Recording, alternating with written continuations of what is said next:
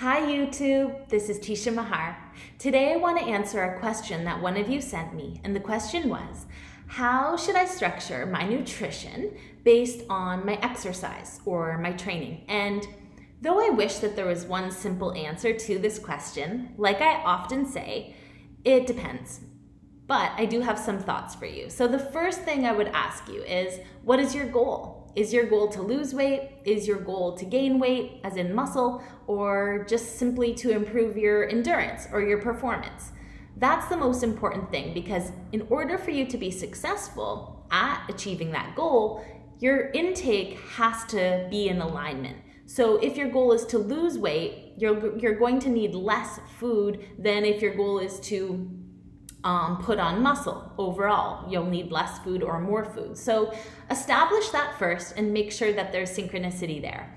Now, the next thing is pre-workout, post-workout. So with regards to pre-workout nutrition, generally speaking, a good rule of thumb is about an hour to an hour and a half before your workout session to have a small mini meal consisting of complex carbohydrates that are slow releasing into the bloodstream, protein, and a little bit of healthy fat. That can look a bunch of different ways, like a piece of sprouted grain bread with almond butter, or some slow cooked oats with a little bit of egg or egg white, or it could look like a protein shake. There's a lot of ways to combine it, and how you choose, I would say, is based on your diet. So if you're following a plant-based diet, obviously the egg white option isn't going to be a thing.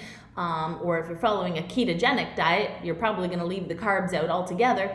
These are the things that you'll have to establish based on the type of diet that you're following. But in general, complex carbohydrate combined with a little bit of protein and a little bit of fat. Pretty simple, right? But if you make the meal too heavy or too close to your workout, or if you don't use complex carbs and you use something like Gatorade, you may have issues with feeling too full if the meal was too big, and you may have issues with blood sugar if you didn't choose slow releasing carbohydrates. So keep that in mind as far as pre-workout goes. Now, with regards to post-workout, it's a myth that you need to eat immediately after your workout. You really don't. You might want to, especially if your goal is to put on muscle, but it's most important that you get the overall amount of intake that you need and nutrients for recovery in a 24-hour period. You do not have to drink the protein shake immediately as you go out the door or slam the banana, etc. So as long as about an hour to an hour and a half after the workout, you eat another meal, that will be fine. I would suggest around the same thing, keeping the fats a little bit on the lower end and choosing a complex form of carbohydrate with protein. If your goal is to gain muscle, especially if your goal is to get like shredded, I would suggest hiring a coach to help you with this and planning out something really specific. But in general, if your goal is just to lose some weight or to perform well in the gym, those details matter a little less.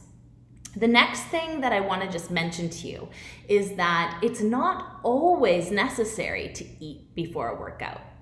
So for example, if I'm doing a yoga class or a Pilates class or a long walk or even some low intensity cardio, I actually feel better not eating at all. I have some water, maybe with some sea salt in it, maybe some lemon, make sure my electrolytes are good, or I'll have a tea or coffee even, and that works really well for me. I feel good during the session, actually better than if I did eat.